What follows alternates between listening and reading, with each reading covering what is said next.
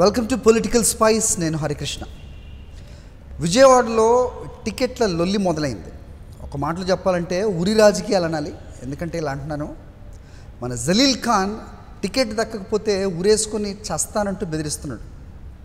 అయితే వెంటనే సవరించేసుకొని నాకు టికెట్ దక్కకపోతే మైనారిటీ వర్గాలు ఎంతమంది ఊరేసుకుంటారో నాకు తెలియదు, ఆల్రెడీ ఓ ఇద్దరు ముగ్గురు ఊరేసుకుంటుంటే తాను ఆ టైంకి వెళ్ళిపోయి వాళ్ళని రక్షించేశాను, ఉరితాడి నుంచి కాపాడేశానని కూడా చెప్తున్నారు.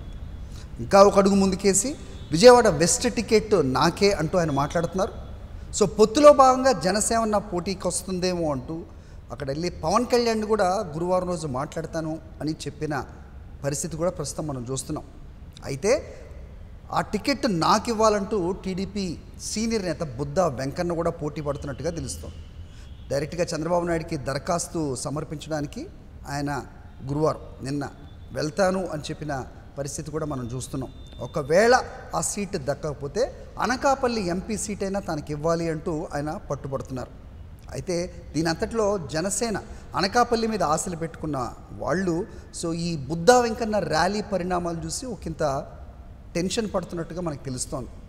అంతేకాదు సో ఈ పొత్తులో భాగంగా టీడీపీ అధినేత చంద్రబాబు నాయుడు డైరెక్ట్గా అనకాపల్లి ఎంపీ సీటు ఎవరికి ప్రకటించేస్తారో అని కొంచెం టెన్షన్లో కూడా ఉన్నారు.